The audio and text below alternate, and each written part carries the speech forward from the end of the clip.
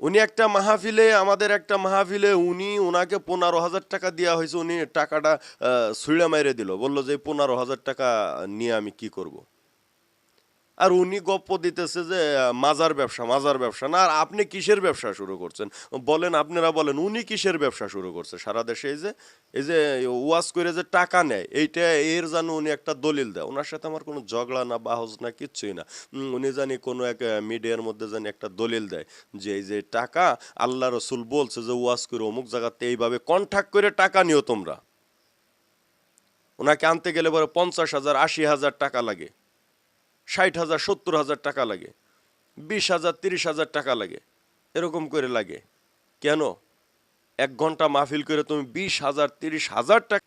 আসসালামু আলাইকুম ও রহমতুল্লাহি ওবরাকাত। সকলের প্রতি আমার সালাম।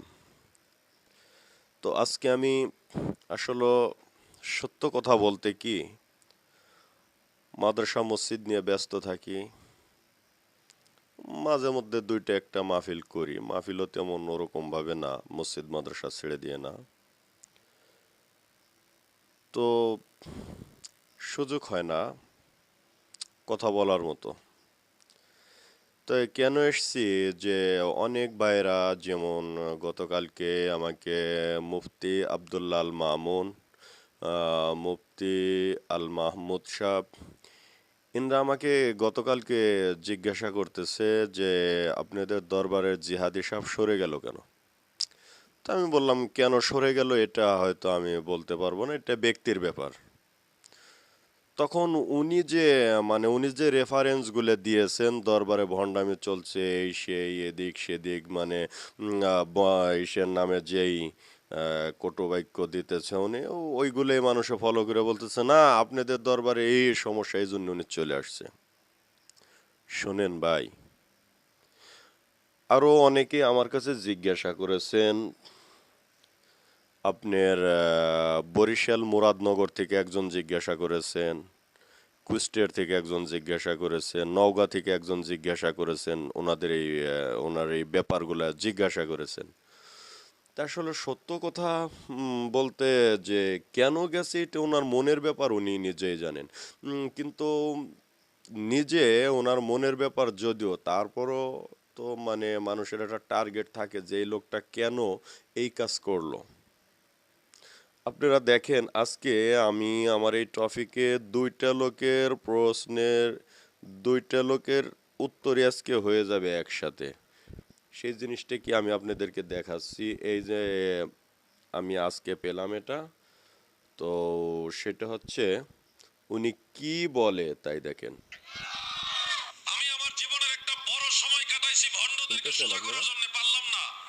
কিছু সোজা করছি, বেশি পারি নাই। সেই সুবাদে অনেকেই আমাকে একটু একটু ঘৃণাও করতে, যে উনি ওখানে পড়ে রয়েছে কেন। আসলে আমি যে কি জন্য পড়েছিলাম। বুঝলেন তো কথাগুলো? তার মানে উনি বিশ্ব জাকির মঞ্জিলে পড়েছিল কেন? উনি বন্ডদেরকে সোজা করার জন্য পড়েছিল।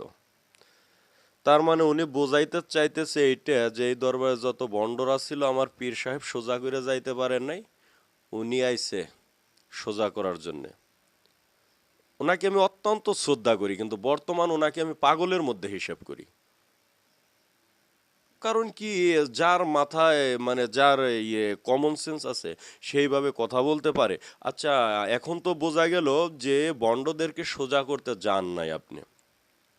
আপনার উদ্দেশ্য ছিল যে আপনি ওই দরবারে যাই একজন পীর সাহেব হবেন, কিন্তু পীর সাহেব তো হইতে পারেন নাই। তো যেসব ভাইরা আমার কাছে জিজ্ঞাসা করছেন কেন বের হয়ে গেল, আমি এখনো বলছি কেন বের হয়ে গেল এটা উনি ভালো জানেন। কিন্তু তারপর আমার মনে হয়, মানে আমার মনে এরকম একটা ধারণা আসে, মাদ্রাসার এই 85% ফোলাবানগুলা ছিল ওনার ভক্ত। তা 85% পোলাপানগুলো যে ওনার ভক্ত ছিল, সারা দেশে মাহফিল মিলাদের আলোড়ন সৃষ্টি করছে। তো উনি ভাবছিল যে হয়তো এই পোলাপানগুলা কেউ আলেমে পড়ে, কেউ কামেল, কেউ ফাজেলে, এরকম এই ছাত্রগুলো যদি আমার হয়ে যায়, ওদেরকে নিয়েই প্রথম হয়তো আমি একটা দরবার খুলব। প্রথম একটা দরবার খোলার পরে আস্তে আস্তে যত জায়গায় মাহফিল করি ওখান থেকে আমার ভক্ত বাড়বে, আমি একজন পীর সাহেব হয়ে যাব। এই জন্যেই হয়তো বা আপনি ওখানে পড়েছিলেন। কিন্তু উনি বোঝাইতেছে যে তার মানে উনি বোঝাইতেছে যে কমই অঙ্গনের লোকজন মনে হয় ওনাকে বলছে বা যে উনি ওখানে পড়ে আছে কেন। আর এই যে মুফতি আব্দুল্লাহ আল্লাহ মামুন সাহেব বা মুফতি মাহমুদ সাহেব এরা এনাদের কাছে আমি বললাম যে আসলে উনি যেইভাবে আমাদের দরবার থেকে চলে আসছে তাতে কি আপনাদের কওমি মাদ্রাসার কওমি অঙ্গনের যেসব আলেম ওলামা আছেন তাদের মাহফিল কি উনি পাবে? তারা বলতেছে কখনো না, এটা অসম্ভব। তার কারণ একটা মেয়েই হোক একটা ছেলেই হোক, একটা মেয়ে মনে করেন যে একটা স্বামীর ঘর যখন ভাঙ্গে আর একটা ছেলের সাথে বিয়ে বসবে, আর একটা ছেলের কাছে আসবে, তখন কি গ্যারান্টি আছে যে ওই মেয়েটা এখান থেকেও এমনি যাবে না? যাইতেই পারে। তার কারণ এটা ওনার স্বভাবে দাঁড়িয়ে গেছে। আমি বলতে পারি যে উনি যে বলে যে কিসের জন্য এতদিন পড়েছিলাম, উনি ওখানে পড়েছিল টাকার জন্যে, বাড়ির জন্যে, গাড়ির জন্যে। জাকেররা ওনাকে কম দেখেন নাই, কম টানেন নাই। উনি একটা মাহফিলে, আমাদের একটা মাহফিলে উনি ওনাকে 15,000 টাকা দেওয়া হয়েছে, উনি টাকাটা ছুঁড়ে মাইরে দিল, বললো যে 15,000 টাকা নিয়ে আমি কি করব। আর উনি গপ্প দিতেছে যে মাজার ব্যবসা, মাজার ব্যবসা না। আর আপনি কিসের ব্যবসা শুরু করছেন বলেন, আপনারা বলেন উনি কিসের ব্যবসা শুরু করছে সারা দেশে?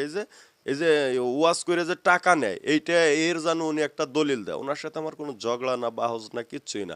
উনি জানি কোনো এক মিডিয়ার মধ্যে জানি একটা দলিল দেয় যে এই যে টাকা আল্লাহ রসুল বলছে যে ওয়াজ করে অমুক জায়গাতে এইভাবে কন্ট্যাক্ট করে টাকা নিও তোমরা।